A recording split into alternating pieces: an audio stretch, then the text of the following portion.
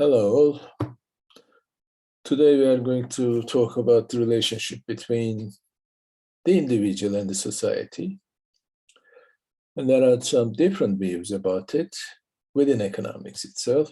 So since our basic subject matter is the human being in economics, we have to consider this kind of relationship between the individual and society. Why individual? You know, in a modern society, we all see ourselves as individuals in the first place, right?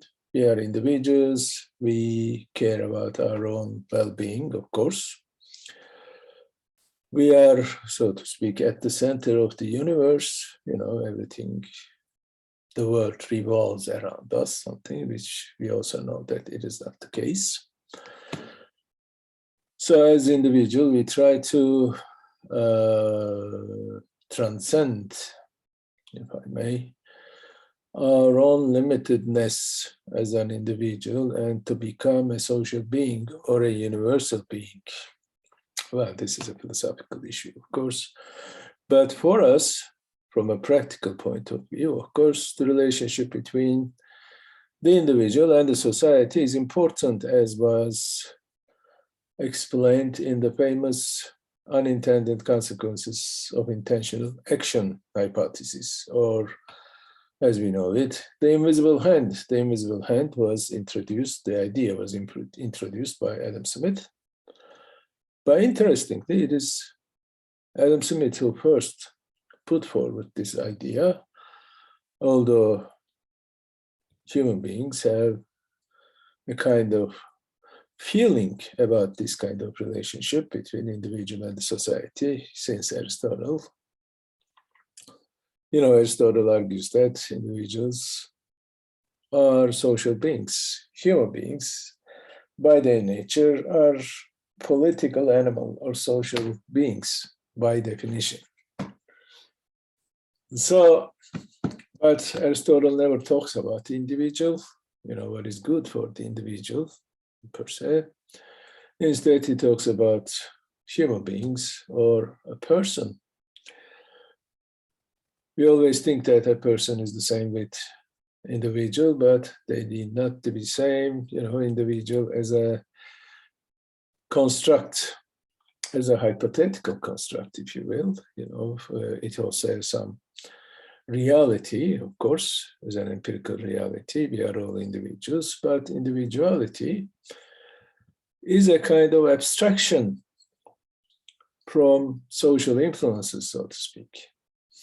There's a certain view in economics or social sciences that is known as methodological individualism, which we are going to talk about right now. And in that particular vision, individual is considered in isolation from the rest of the society. You know, he or she cares about her own decisions, her own well-being, her own interest, etc. You know, as in microeconomics, for example, we start from the individual decision units, right? Two of them, households and firms. Households demand for goods and supply factors of production, and firms demand these factors of production and supply goods and services to households. This closes the circuit, so to speak. So here we talk about individual decision units. And on the basis of utility function and the respective profit function or production function, cost function, whatever, we try to have demand functions and supply functions for individuals. And by aggregating them, we will have market demand and supply functions. By aggregating markets into a general equilibrium framework, we will have a general equilibrium. So obvious starting point is the individual here. I'm sorry. So starting from the individual, we ascend, so to speak, to the level of the social or aggregate. Whether the aggregate is the same with the social is another issue of debate, of course. Sorry once again. But In economics, at least, we consider them as synonymous. You know, in macroeconomics, in the first weeks, of course, we are told about this fallacy of composition. It's a criticism of methodological individualism in general. This criticism argues that whatever that could be true for the level of individual need not be, and usually is not, also true for the aggregate level. The famous example for this in macroeconomics is, of course, the famous paradox of thrift, the paradox of savings. You know, savings is good for an individual because if you save more in the future, you will have greater wealth, right? But with respect to the macroeconomic level, if we also argue that increasing savings is good for the society in general, this could be wrong, because if everyone increases their own savings, total savings will increase, which means basically total spending on goods and services or consumption spending will decrease, and this will bring about a decrease in the national income, at least in the short run. In the long run, of course, things are quite different. In a growth perspective, of course, we are also say that the basic driving force behind the growth process is savings for the country in general. Anyway, so we usually think that there's an sometimes greater gap between microeconomics and macroeconomics, because microeconomics is about the level of the individual, whereas macroeconomics is about the level of the aggregates, and the respective behavioral variables could behave in very different ways in these two different perspectives in macroeconomics. For example, another example for this fallacy of composition could be the behavior of the agriculture in the agricultural sector by the farmers.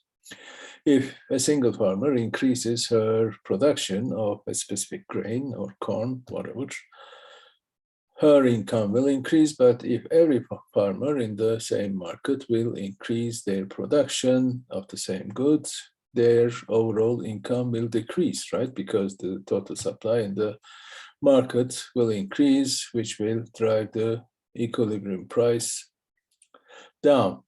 So equilibrium price will go down, and this price decrease will affect in a negative way of the farmer's income as a whole. So these are two different levels. So as a social theoretical notion, this idea of the methodological individualism is objected from very different perspectives, and the perspectives which we are going to talk about here today. And some people argue that there's no such thing as individual, as an explanatory variable in the social theory, in the sense that you cannot understand the behavior of social variables if you start from the individual. Yeah, that's okay. Okay, the relationship between individual and the society. Let's continue to this thing. Maybe we can use a slide here again. Oh, I hope you can see this. Social theory. What's social theory? It's a theory about society. Simple. Why do we need such a theory? Well, actually, we don't need it, but in every social sciences, we have to have a conception about what is society, right? What is society? Because we have to consider social problems, and we keep saying that, for example, economics is a social science, right? So we have to have a kind of conception about what is that thing called society, right? So society can be approached as an analytical construct, of course. From a methodological perspective, society can be approached from different angles. And there are two, actually, in this matrix. There are two axes to understand this society and its relation to individuals. One idea is if you consider the roles of this matrix, holism and individualism. Today we are going to talk about these roles actually. Individualism is about agents and actors sometimes. The two are usually considered as the same in economics, basically, but some people in other social sciences and a limited number of economists as well also consider or emphasizes the importance of the actors as basic decision and acting units. So, but here our basic problematic is the relationship between individual and the social. So there are two basic approaches to this problem. One is the holistic vision, the other is the individualistic vision. Holistic vision argues that, starting, if we choose the individual as the starting point, this could be wrong to understand society, because what we call society or social relations or social institutions in general has nothing to do with individuals. So everything is about the social relations. For example, Marx, in the preface, if I'm not mistaken, in his famous book, Das Kapital, says that I do not consider the individual in rosy colors. The individual here is considered only as the personification of some social relation. Social relations are basic problematic of political economy, and he also adds that political economy is about relations among individuals and the relations among relations. This could be seen to you as a bizarre explanation, but it basically says that there are social relations which are important in understanding society and even human behavior in general. For example, he starts his discussion of the capitalist mode of production in Capital with the notion of commodity. And commodity is what's being produced and sold in the market. And he says, at first sight, the wealth seems as the compilation of commodities, as a giant pile of commodities, so to speak. But he argues that commodities are not things. Commodity is a social relation among individuals. A commodity is a social relation because a commodity is produced within the production process, which requires active participation of individuals, and their collaboration and division of labor is important in the production process as a whole. So it's from the very beginning a social process, production. And individuals exist within the social structure as acting bodies, and their relations among them constitutes this social relation of commodity. He also says that capital is also a commodity, it's not a thing. Remember, in economics, we usually say that capital is the produced production goods, so they are considered as only things, actually, machines, equipment, etc. But Marx adds that, it's not simply a thing, but it's a social relation as well. So if we consider a relationship between commodity and capital, which is very important to understand capitalist mode of production, this would be a relationship between two relations. So Marx argues that political economy is not about individuals, individual action, etc., but it's about social relations, relations of production, for example, and relations among relations themselves. So from the very beginning, it's a macro analysis, so to speak, not necessarily a macro one, but still it's a holistic vision. But we also say that Marx, there's reason to believe at least, that Marx also considers the importance of the invisible hand. So the unintended consequences of intentional human actions or individual actions are important in the reproduction and transformation of the society in general. So he keeps saying that, for example, this is a social relation that functions behind the backs of individuals. Sometimes individuals are not even aware of the existence of this kind of social relations, but their actions are shaped sometimes, but most of the time are influenced by these social relations, which may be visible or invisible to the individual herself. So basically, this is an important point. So there are some unintended consequences of intentional individual action, which is the invisible hand. Again, in neoclassical economics or modern economics, so to speak, we have this invisible hand idea. But the difference between the Marxian and the neoclassical ideas of the invisible hand hypothesis is radically different, because in the Marxian analysis, this unintended consequences need not produce always desirable and positive outcomes. You know, in neoclassical economics, the idea of invisible hand refers to the emergence of a general equilibrium and the efficient allocation of resources. But in the Marxian theory, as we talked last time, not only in the Marxian, but in the Keynesian or in the evolutionary economics as well, there's no necessity for the invisible hand to produce desirable outcomes every time, or they may not be effective. They may produce some inefficient outcomes. So therefore, just because we accept the hypothesis of the invisible hand does not necessarily imply that this invisible hand will always bring about some desirable, efficient consequences. So this is an important notion, but behind this, beside this, of course,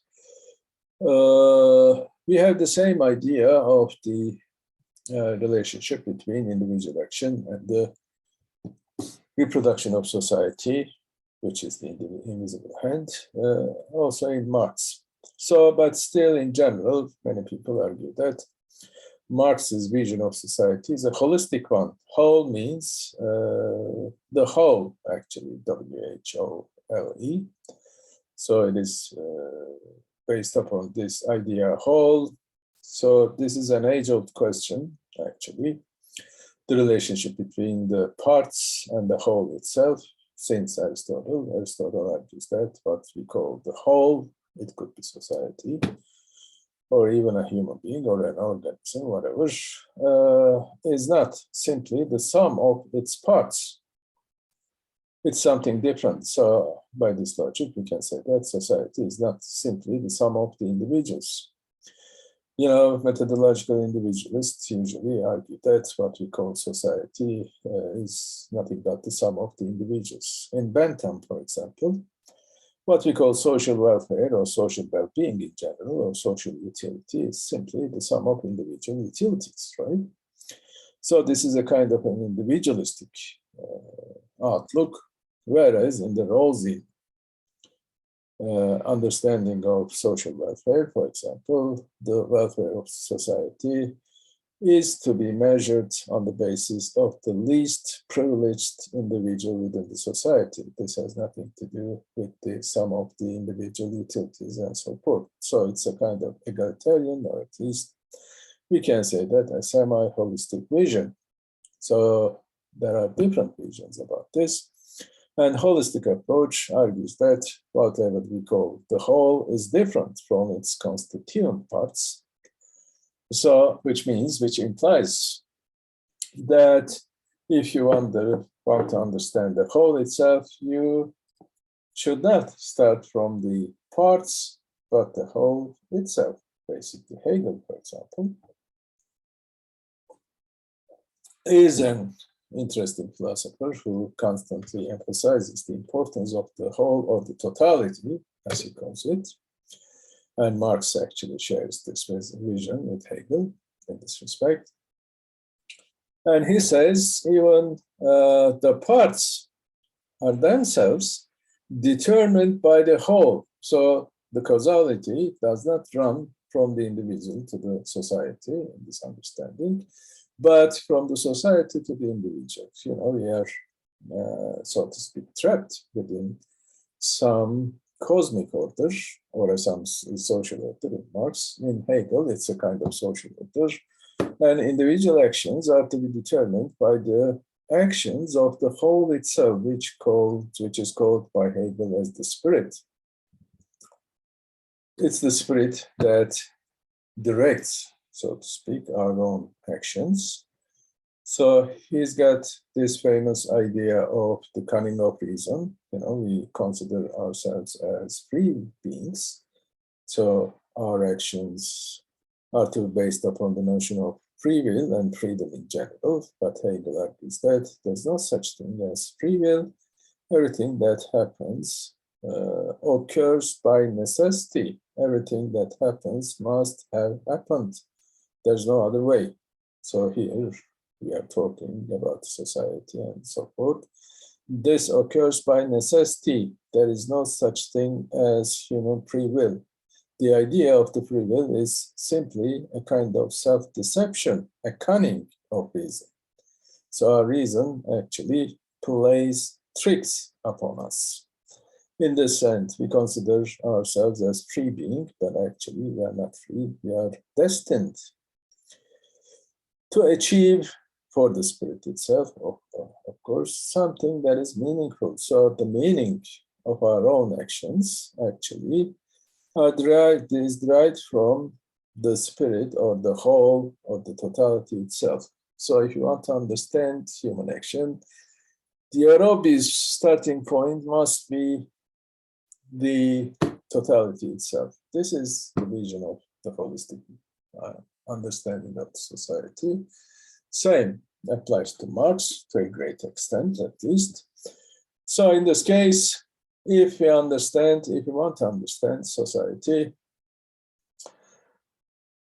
our starting point would be the society itself, social relations among individuals, not the individual action itself. So this is an important idea. Remember the definition of political economy by Ricardo. Ricardo argues in the preface of the Principles of Political Economy and Taxation book that political economy as a science is concerned with the distribution of income among social classes. So social classes, not individuals, are important in this perspective. And same applies to Marx, of course. And in Marx too, distribution is part and parcel of the capitalist mode of production, because capitalism, like any other modes of production, is a class society in the sense that there are classes and there are conflicts within among the classes in the society. So the basic conflict in capitalism, according to Marx, is the one between the capitalists or the bourgeoisie and the workers or the proletariat, right? So this is a holistic analysis of the society or capitalism in general. But on the other hand, in the neoclassical analysis, as we talked about, we start from the individual. On the basis of this individual, we generalize the analysis towards the level of the aggregate of the social. So it must be the natural way of reasoning to understand society according to this social theory. There are some interestingly individualists, methodological individualists, who would argue that there's no such thing as society. Society is a shorthand expression of the sum of individuals, right? So they deny the ontological status of society, but most economists, of course, does not go so far, and they simply argue that if you want to understand what is social, our obvious starting point is the level of society. So this is famous. This is the most important rift, so to speak, between two social theories. So this difference, this rift, this gap, will bring about different economic analyses. At the same time, political economy is a holistic understanding of economics, in general, economic activity. On the other hand, neoclassical economics is an individualistic outlook to understand society. So if you consider, of course, we did not talk about the columns here. There are two alternatives here. One is explanation, other is understanding. This has to do with the methodology of social science in general. Explanation is about the cause and effect relation. Whenever A then X is a kind of cause and effect relationship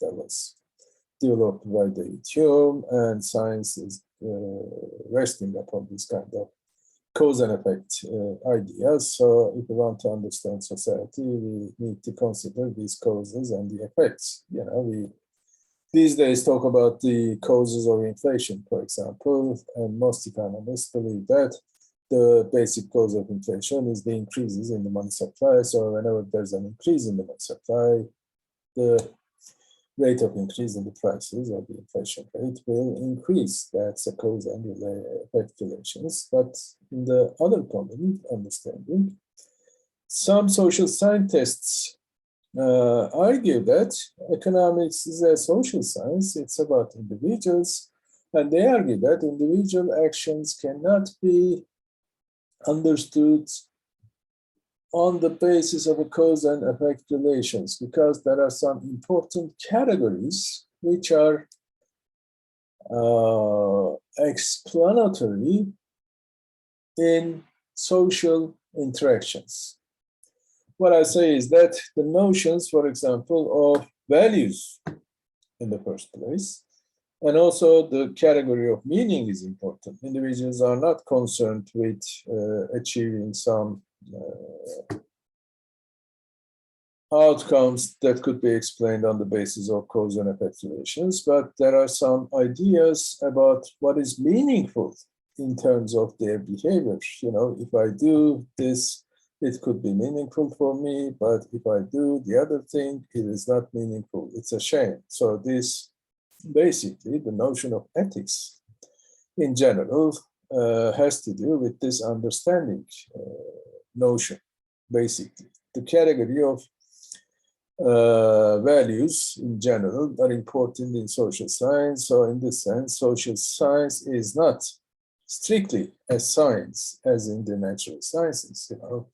Natural sciences is about cause and effect relations in general, but social science should also be concerned with the category of meaning and values. There's no such thing as positive economics, for example. Economics is, by definition, almost according to these writers, a normative endeavor, so to speak. It's not a science. So instead of science, we say economic inquiry, for example, or whatever you want to say. So this again, we'll talk about next week, I guess. So for now, we are concentrating on the roles, the relationship between individual and society in general, holistic and individualistic approaches. So there are different types of methodological individualism. One is that social phenomena can be explained only in terms of the analysis of the conduct of individuals. This is a kind of truism. It's true, but it doesn't make any sense, so to speak. We all know that. Or no one actually denies that.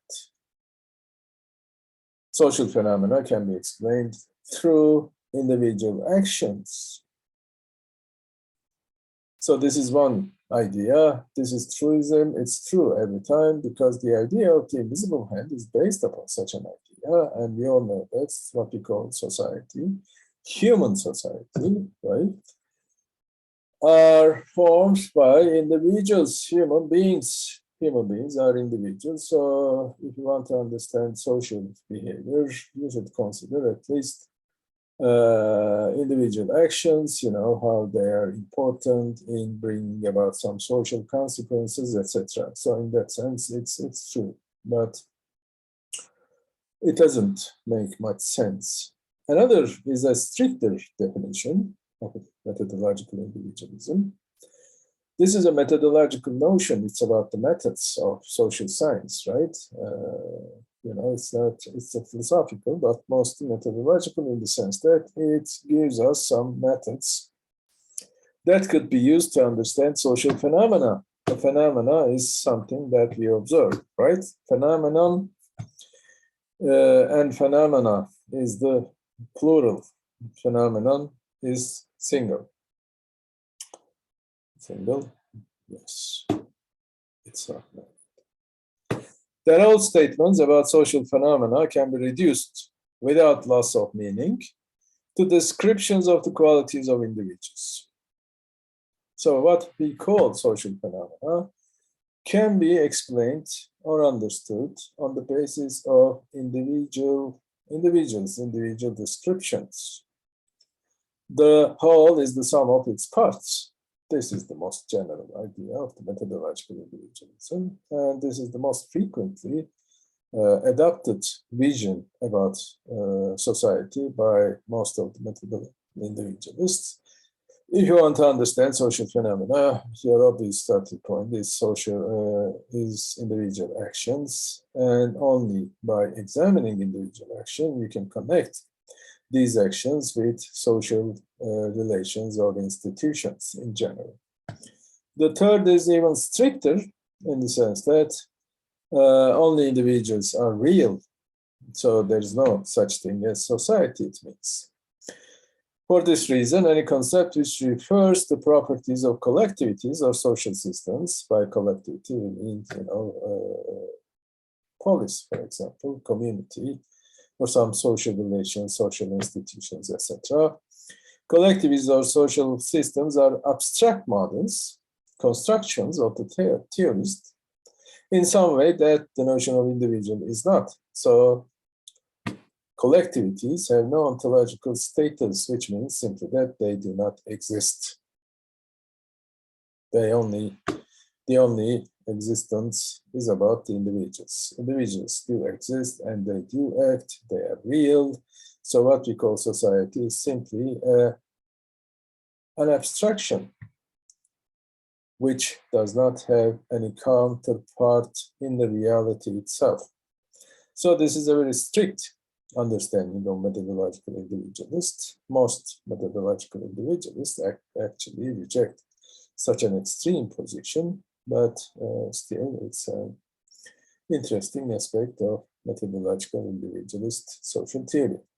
And the fourth one is there cannot be laws in the social sciences, save insofar as there are laws about psychological disposition of individuals.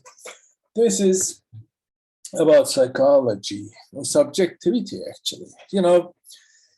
The view that is known as Austrian economics, some economists from Austria, such as Karl Menger, who is the founder of the Austrian School of Economics, and Bemba and Friedrich von Hayek, of course, the most important of all, Friedrich von Weiser, etc. These guys argue that economics is a subjective science. It is concerned with subjective states of individuals. Subjective state simply refers to psychological dispositions, so to speak. Our own subjective evaluations, our own preferences is a subjective disposition, psychological disposition. So they argue that economics is based upon a psychological law, so to speak, which is the diminishing marginal utility, right? Ceteris paribus, if the consumer increases her consumption of a single good, the total utility she gets will increase, but the marginal utility will decrease. The utility of the last unit consumed by the consumer will constantly decrease until it becomes zero. It never becomes zero, actually. As a possibility, of course, mathematical possibility, you can say that it may be zero. in which case there will be no consumption at all, right? But it approaches asymptotically, so to speak, to zero. So it's about limits and calculus once again. Anyway, so this idea, economics should be concerned with not collectivities or social relations or anything like that, but psychological states which are important. Of course, they do not deny the importance of social phenomena, but they argue that these laws, psychological laws, are important in understanding social behavior at the same time. So this is another version of the view known as methodological individualism. But the most frequent use of the principle of methodological individualism is the second one, that all statements about social phenomena can be reduced without remainder, without loss of meaning, to descriptions of the qualities of individuals. You know, it's about the individual. If you understand the individual level, individual actions, etc., you can easily understand social relations, institutions, etc. This is almost the official doctrine of neoclassical economics, you know, as in the general equilibrium theory. If you want to understand the mechanics of the general equilibrium, you should start from the individual decision units, households, and the firms, right? This is the idea. Okay, so in that sense, we can say that individualism is a kind of reductionism. Reductionism is an important methodological principle that was adopted by positivist philosophy of science, which is shared, more or less, by most of the scientists in natural world, in natural science or social science, actually. And positivists argue that there's a hierarchy between the sciences at the top or at the bottom, we should say, maybe. Is the physics, you know, it's about atoms. We start from the atoms, and on the basis of the atoms, we understand the behavior of molecules, which brings about the issues of chemistry. And if you understand chemistry, you can also understand biology. Biology is important for the organism, including the human beings through the theory of evolution. And also, if you want to understand human behavior, you should consider different aspects, biological aspects of the human species in general, etc., etc. This is a kind of a hierarchical order. So at the top, we have physics, the science of all, so to speak, of everything. Well, there's another theory, the theory of everything in physics, of course. But physics is the science of all, the mother science, or the king of the science, usually king, right? Sometimes economics is said to be the queen of the social sciences, or sciences in general. I don't know what it means. I do not accept this, of course, but you know, sometimes you could say it. Economics is among the very first of social sciences, actually. First political science, so to speak, as a reality started. And then economics, because people understood the relationship between politics and economics, so it became political economy, and then finally economics, etc. So basically, this is a kind of idea reductionism. There's a rigorous specification of a hierarchy of entities from higher to lower ones. If you want to understand the society, you should understand individual. If you want to understand an organism, you should understand the behavior of atoms, or, I don't know, electrons, subatomic particles, quantum mechanics, whatever. So this is a kind of reductionism, right? So it's an ontological thesis. You know, each being lies in a ladder of existence, so to speak. At the very bottom, we have atoms or smaller particles, whatever. At the top, we have society, social institutions, but sometimes the distinction between natural sciences and social sciences are considered, this hierarchy starts at the level of the organism. An organism is considered as a total unit, right? An organism, a human body, for example, cannot be reduced. Its constituent parts, atoms or cells or DNAs, whatever. Of course, we all have these entities. We are the collection of those entities, but we consider ourselves not as the sum of these entities, but something different, right? Human being, whatever it is. And likewise, for example, without a brain, we could not think, right, in the first place.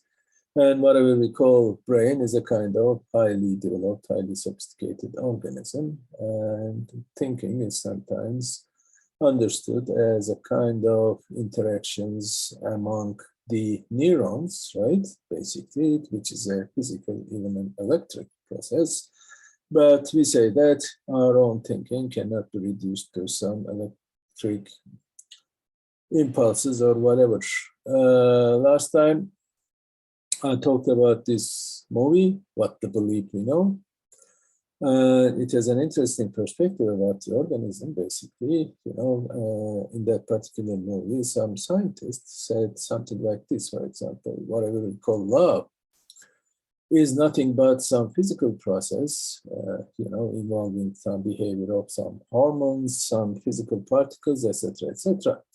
So this is a kind of reductionist outlook, right? We consider love is of utmost priority in our lives. It's most valuable thing in the world, etc. But it's nothing but a physical or a chemical or even biological process, right? Basically. Something like this. The other is methodological principle. The entities and laws of higher levels can be reduced to the facts about entities and laws at lower levels. So reductionism argues that some higher order entities, properties, or powers, human body, for example, can be defined, explained, or predicted on the basis of some lower order bonds, DNA, etc. We are all determined by biological processes, our own DNAs, right? We, for example, may be a jerk. So we can say that. What can I say? I'm a jerk because of my DNA. Huh? Can we say that? Anyway. Okay, so the three theses may be different: ontological, meaning, and explanation. This meaning thesis, by the way, is used by understanding ideas, hermeneuticist, social theorist, social concept must be definable in terms of the category of meaning, meaningful behavior. For example, some guy argued that, Peter Winch argued that social science is concerned with meaningful behavior, which is nothing but the rule-following behavior. So if you want to understand society or social relations, we should consider these meaning categories, rule-following behavior, because an institution is nothing but a deposit of rules, so to speak, right? If you want to understand the working of a specific institution, we should consider the particular rule-following behavior that could form, bring about this particular institution, etc. So other than that, the other are different. So, okay. Returning to this explanation versus understanding thing, if we return to our matrix, this time we are talking about the columns. Explanation versus understanding. Explanation is about cause and effect relations. Understanding is about the category of meaning. And this is very important, especially for social sciences, because social science cannot be, in general, cannot be separated from the categories of meaning, value, and ideology in general. So this kind of discussion is necessary for the social science again. The idea of hermeneutics is considered as the endeavor, study of this aspect of the human existence, the importance of values and significance, the category of significance and meaning. Hermeneutics, it's a Greek word, coming from a Greek word, hermeneus, which means interpreter.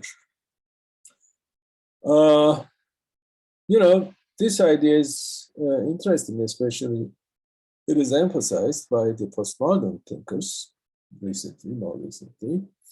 Some people argue that, for example, a good interpretation is by definition impossible, because we are talking about two different cultures having different components, different ideas, different categories about the notion of being, meaning, etc.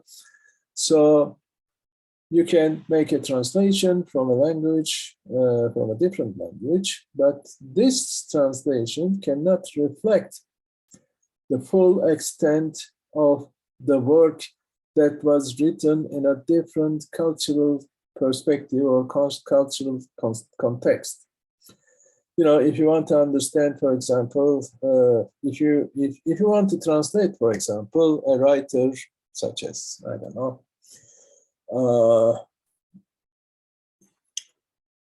Dostoevsky, Russian guy. We shouldn't be talking about Russian people right now, right? It's forbidden. But anyway, Dostoevsky is an important, I think very important Russian writer.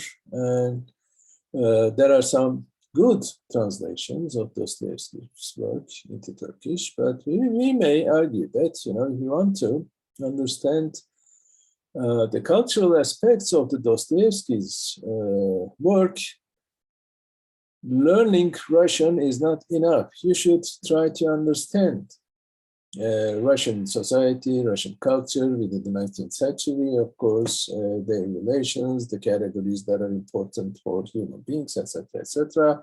You need a kind of anthropological understanding of the Russian society in the middle of the 19th century, for example. Hermeneuticist idea endorses the notion of relativity. There are differences among cultures, among societies, right? And in terms of gestures, for example, some specific gestures may have different meanings in different cultures, because each culture has different ideas, different signs, different symbols, etc., etc. So if you do not know enough about a specific culture, you may not understand what's going on in this specific work of art, for example, novel. If you want to understand Dostoevsky's novel, you should have an understanding about the Russian society, its psychological aspects, etc., etc. This is the basic idea, right, of the hermeneuticist. All we can do is to make a translation, interpretation, actually. Interpretation is important. For example,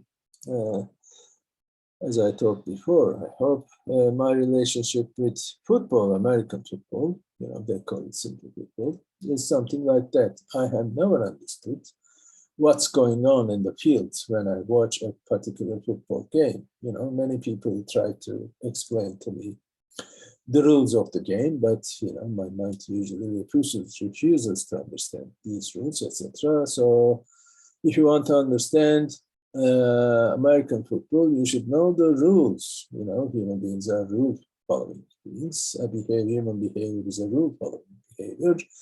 So if you do not understand the rules of the game, you cannot understand what's going on, right? That's the basic idea. So cultures are different. They are different games, having different properties, different rules. So if you want to understand a particular game, you should learn about these rules. But since we are born and raised in a different culture, and the categories of our own cultures also interfere in our understanding of a different culture, right?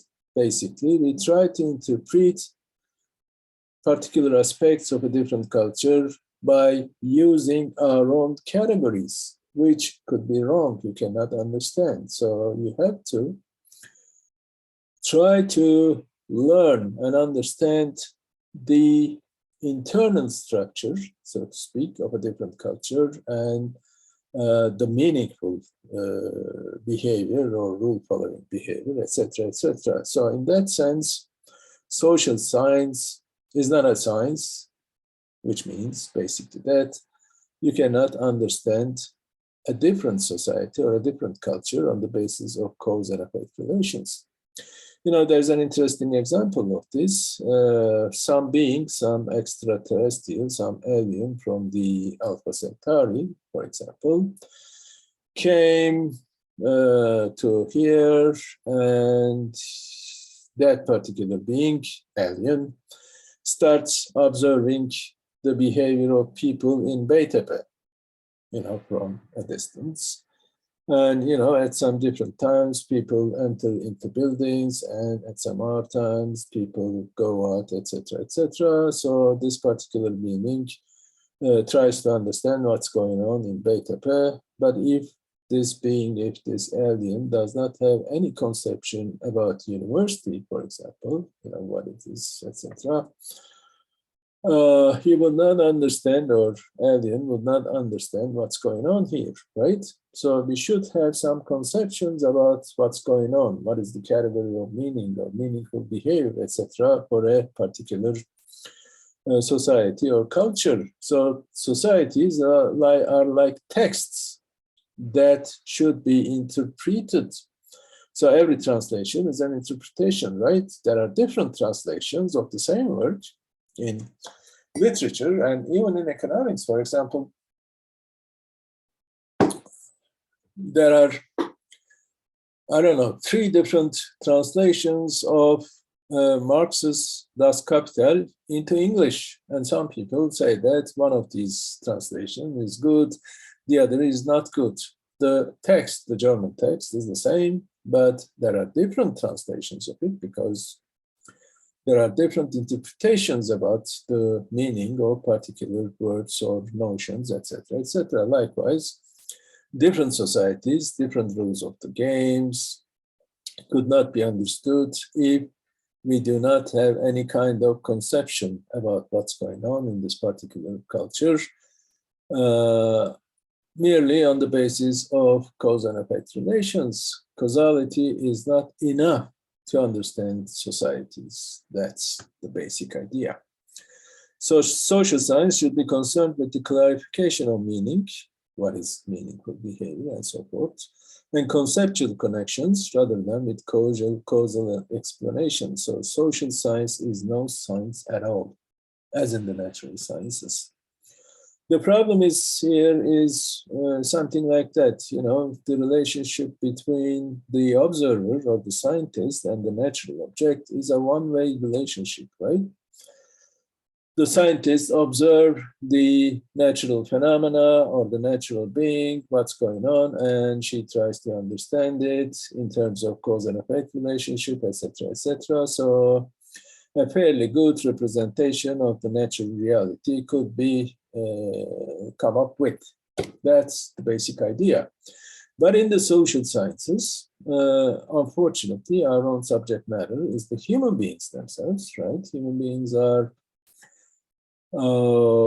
do their own evaluations, their own conceptions, their own understandings about what they are doing, etc. And also they can be influenced by the social science itself. When many people learn about economics in terms of rational choice theory and so forth, they would start to act like rational economic beings, Homo economicus, right? So there's a one-to-one, there's not a one-to-one causal relationship between the science and the individual, or the individual and science, but this is a double mutual interaction.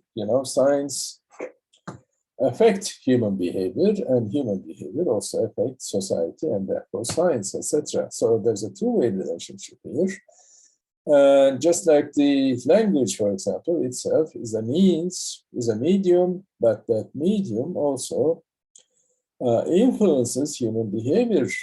So in terms of the translation, etc., the use of the language itself could be problematic. That's another idea. So the term meanings of the action is an ambiguous term, naturally. It ranges from what is consciously and individually intended, in economics usually, to what is communally and often unintendedly significant. So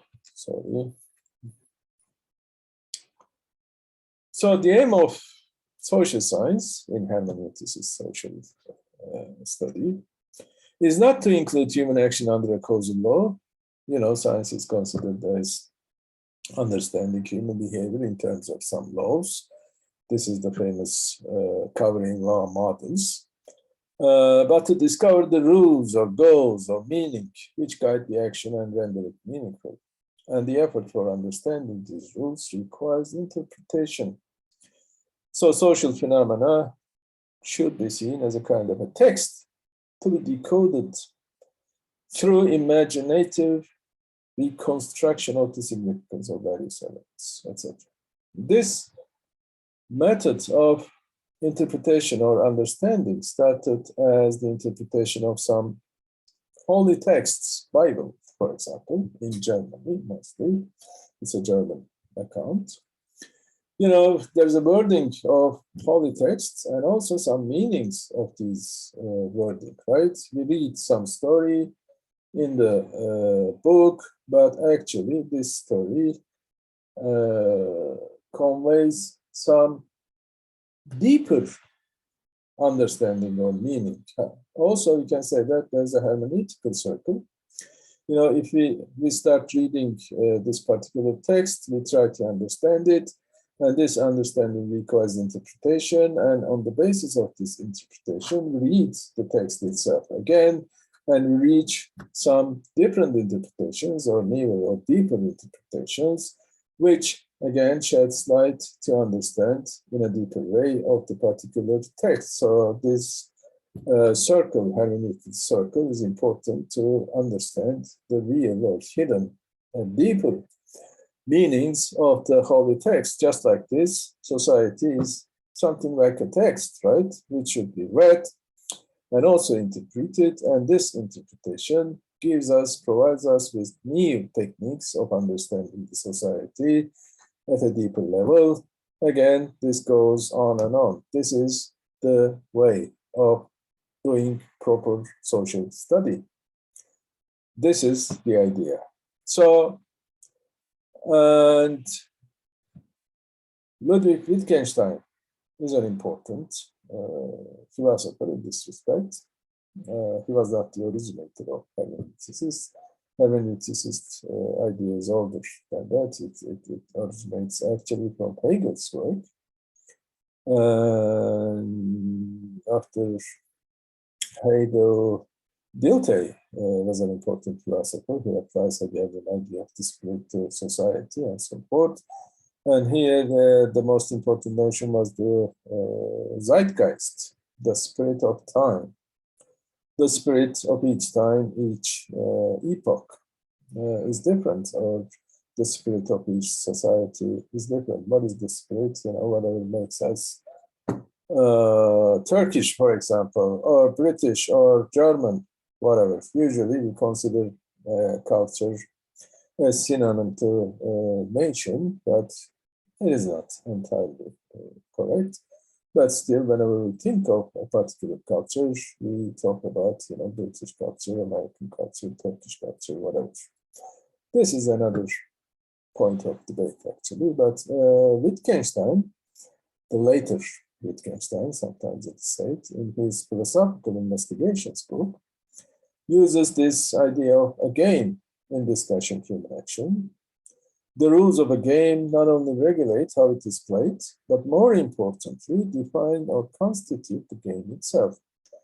Wittgenstein uses the idea of language game. Each language could be considered as a game formed by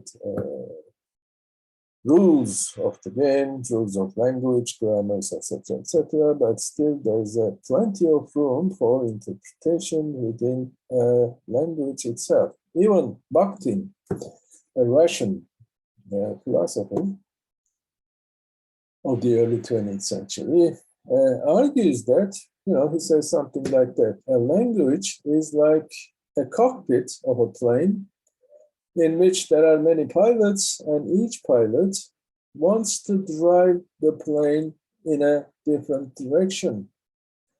So medium, the language itself, may create different understandings, different interpretations, different directions to go, etc. So this is an interesting idea. Anyway, so the rules of the game constitute the game of itself.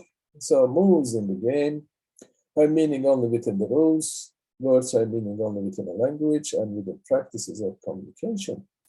So Peter Winch, that I have already talked about, social sciences are concerned with meaningful or rule-following behavior. So this is a very interesting notion. Firstly, they reject the category of cause and effect relationship with respect to social science or social behavior in general. And then it actually enriches to our own understanding of society in general. So social phenomena can only be rendered intelligible through interpretation, can be represented as maintaining these theses, all interrelated, of course. Individual actions can only be understood through interpretation from within. There's a radical diversity across cultures concerning the way in which social life is conceptualized. And these differences creates diverse social modes. Social practices are constituted by the meanings that participants attribute to them. There are no brute atomistic facts in the social science. They are culture specific. So there are important cultural differences, each representing a different kind of a text. And these texts can only be understood through constant interpretation, which is different from cause and effect relations, but it's based upon the notion of meaning, and this meaning could be understood, and usually is understood, in different cultures and different ways, right? The same category of meaning that is relevant to our culture could not be used to understand another society that is based upon a different culture. That's the basic thesis of this hermeneutical understanding. There are some examples for this, this famous picture that I talked last time. This was taken from Thomas Kuhn's book, Structures of Scientific Revolutions. It's an old picture, 19th century. What do we see? What we see depends on how we look, or the category that is relevant for us, for our own understanding. Some of us may see a rabbit, others may see a duck. So these are two different conceptions. The idea of matrix again, or the general idea of the category of meaning is important to distinguish between whatever we see, right? Basically, I see a rabbit, you see a duck. So sometimes this may bring about some kind of conflict between us, etc., etc. So this is an even version of it. It could be a duck or a rabbit, depending on your vision. There's a very interesting example by Marshall Scharlins, whatever. I think Scharlins it is pronounced as.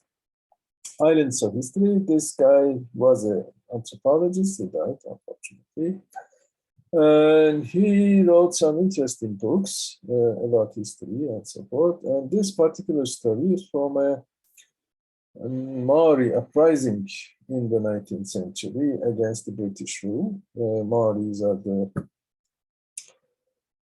indigenous people of New Zealand, right?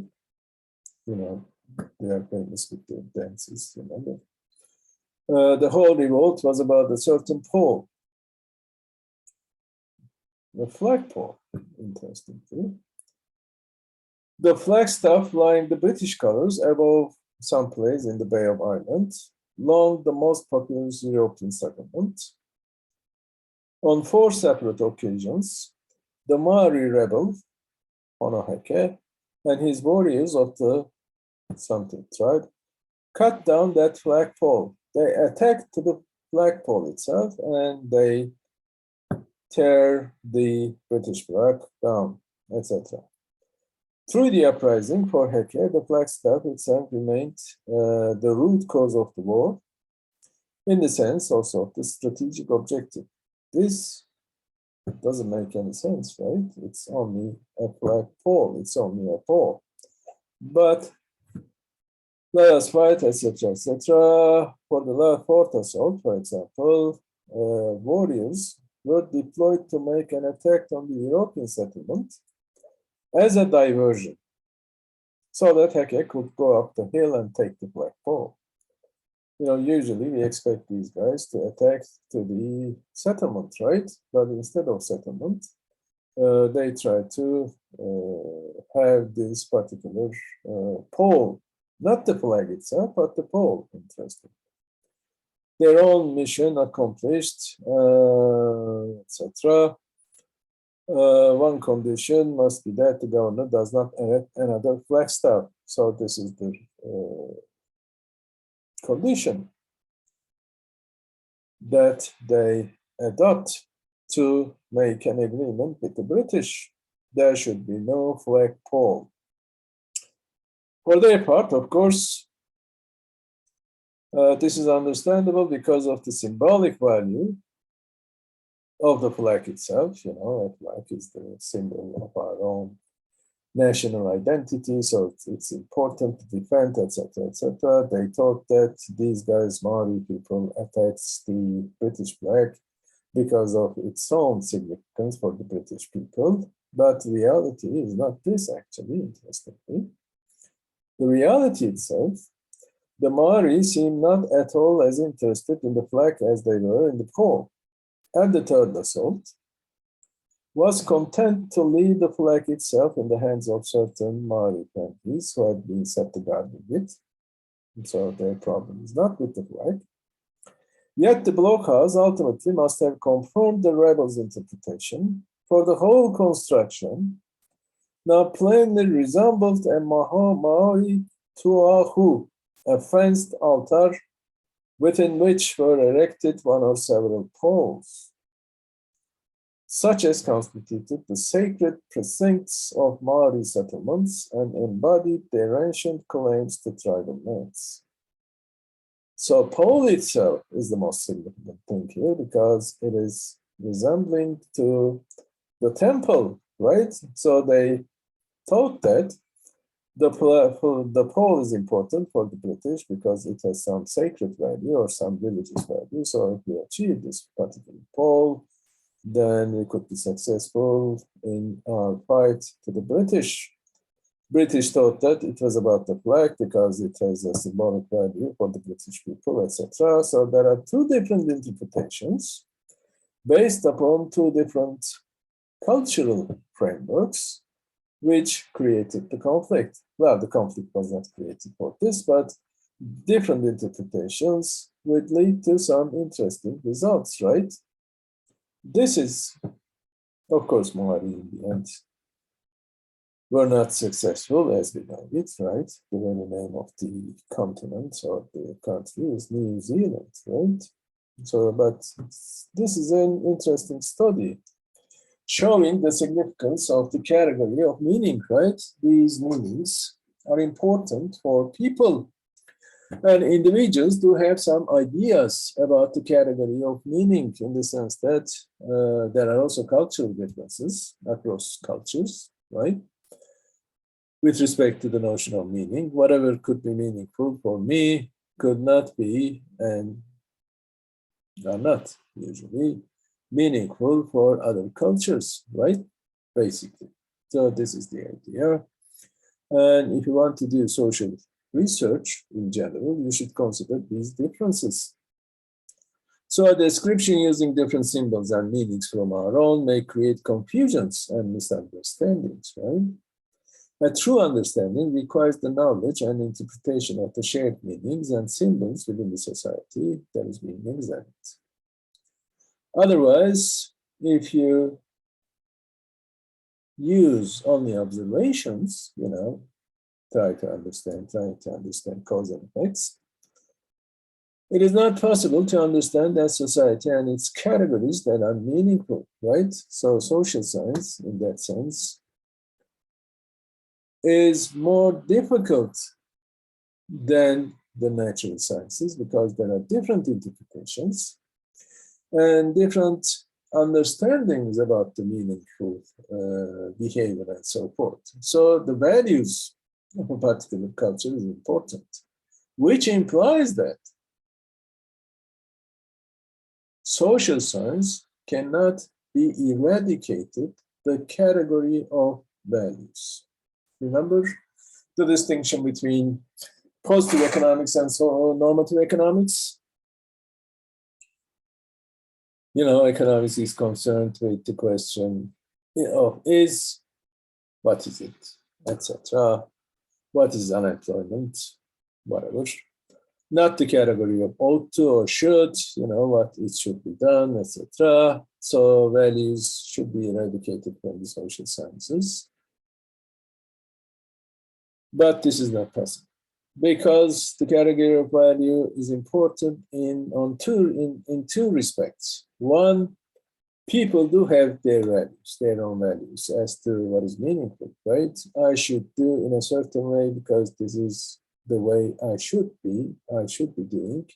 It is the right way to do that, right? This is the way, huh? So people do have values, and these values they share, they have actually, could and usually do affect their own behavior. So if you want to understand human behavior, you should also try to understand these values. Secondly, there are some common values that are shared by the individuals within the society, within a particular social collectivity order, which is usually called the culture, right? The notion of culture captures this idea, shared visions and meanings. So these cultural differences affect the behavior of social collectivities or institutions, etc. Again, so we have to understand this. There's a third level actually, which is important, important for the values to affect societies, which is the effect of the social science itself, as I said.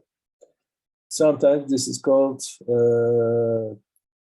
double hermeneutics. Social science is part and parcel of the subject matter it tries to understand. And also it has the power or capacity to affect or influence the society itself. So relationship between social science and its subject matter, human beings, society, occurs in a constantly interacting way. This is the basic idea, right?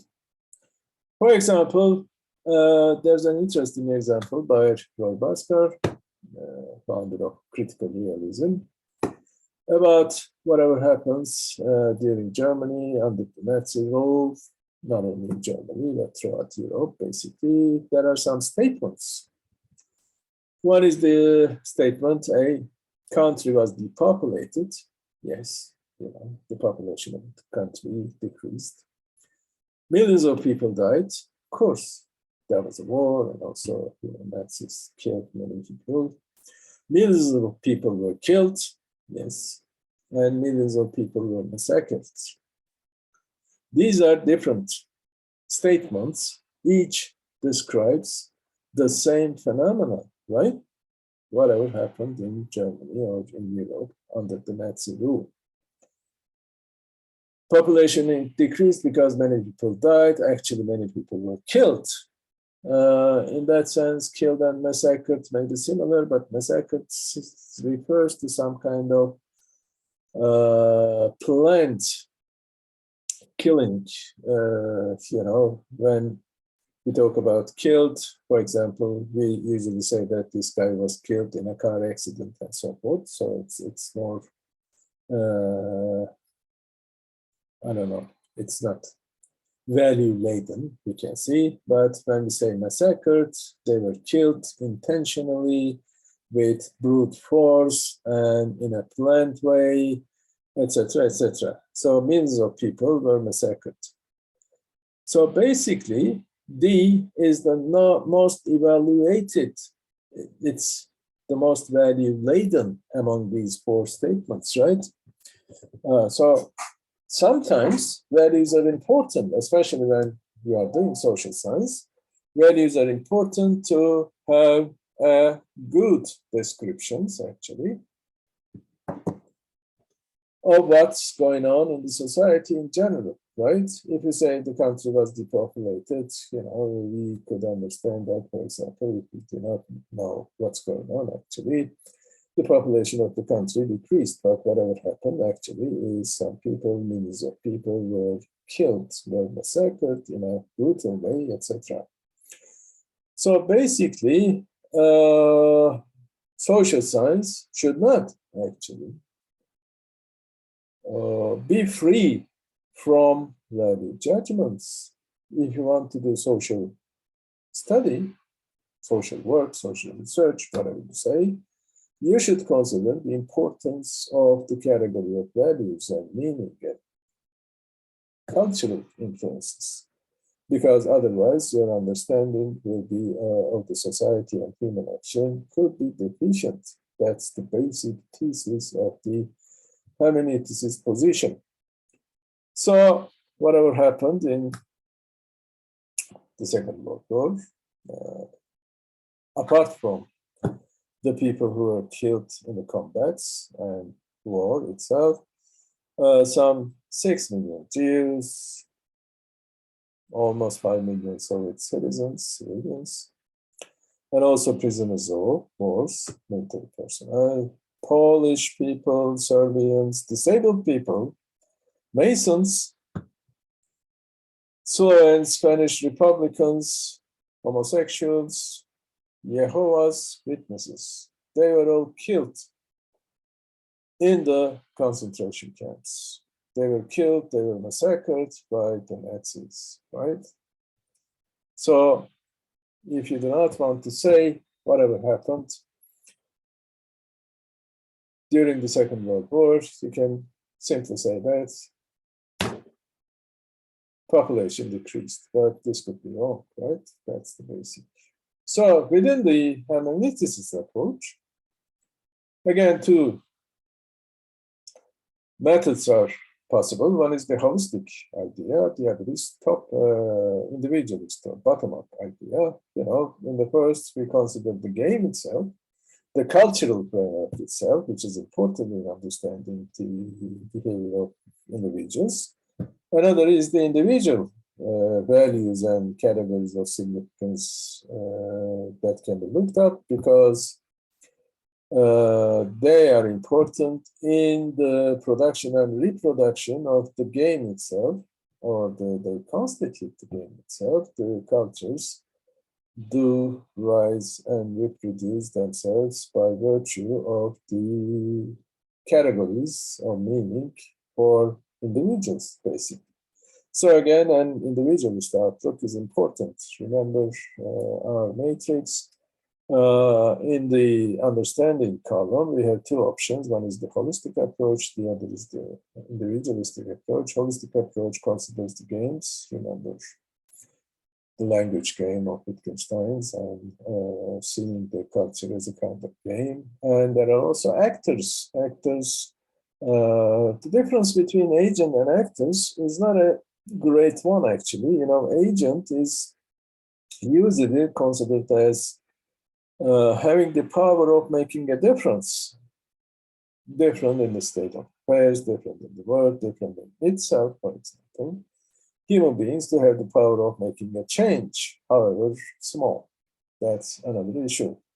So in the idea of invisible hand, we have referring to this particular aspect of human agency, right? Human agency do act on the basis of their own intentions, but they will bring about some effects, unintended effects, of course, which are not planned by the individuals, but still these intentional individual behaviors do have some effects, making a change in the society or reproduce the society, right? That's the basic idea. Actors, on the other hand, refers to acting. Actor has a double meaning in English, that. One is about acting, behaving, human conduct, if it refers to. The other is to actors and actresses, right? That's the basic idea. Actors are supposed to play a particular script, as cinema. Movie actor or actress play the particular role in the scenario, etc. That's the idea. So just like this, we all, as human beings, as individuals in the society, we are all supposed to act in certain ways determined by the social relations or in the institutions. So in a sense, what we are doing is playing some role that was written by the social collectivities, social relations or institutions, etc. So this actor is something like more passive, we simply follow some rules. But agent is more active in the sense that they are capable of bringing about some change. It could be big or small. So other than that, of course, in economics, for example, we usually use the terminology of the agents, but our agents are not capable of bringing about great changes. They are concerned with their own self-interest. They try to maximize something, minimize some other thing, etc. So basically, they are like automatons, so to speak, as Redman says. They are lightning calculators, considering their choices and their results, etc., etc. But actors, about the meaning of the play itself, we are not conscious about this, by the way, but still we are simply playing a particular role that was imposed on us by the society or social rules, social positions, etc. As a university professor, for example, I do have a particular role which is different from the role of being a student, etc. So this is the idea. So within the Hermeneuticist idea, this meaning thesis is important. Social concept must be definable in terms of concepts that refer only to individuals and their relations and behavior. So meaning category and even ideology is important in this respect. So in general, we can distinguish between modern science or natural science, we should treat it, and the hermeneutic approach. In one, reality is uniform and regular, so it's the category of cause and effect relations are important. But in the hermeneutic approach, reality is not a kind of order, but it's a chaos, not uniform. The same causes may not bring about same results every time, in society, in different periods of time or in different societies. The same causes may bring about different results, different effects. It's quite natural for the society. Nature is hierarchical, the idea of reductionism, but for the hermeneuticists, nature is not hierarchical. There are different layers. Each is important for the same, for the particular layers it is concerned with. So basically, it is formed by the multiplication of causes, mechanisms, and structures. There are some deep structures. So in economics, we have the same idea. Again, we sometimes talk about, last time, remember our discussion of the classical political economy, there are three different prices. One is the market price, the price of production, and exchange value, right? Value is different from the price of production. Price of production is different from the market prices. So there are different layers of the reality, just like an onion, if you may. And each upper layer depends on the lower layer, but you cannot explain what's going on in the upper layer simply by considering what's going on in the lower layer.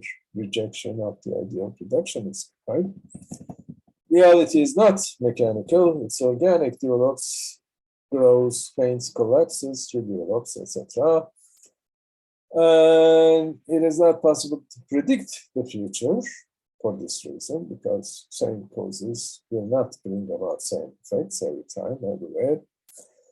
And changes social reality is full of leaps, breaks, revolutions, etc. We are going to talk about evolutionary economics if we have time.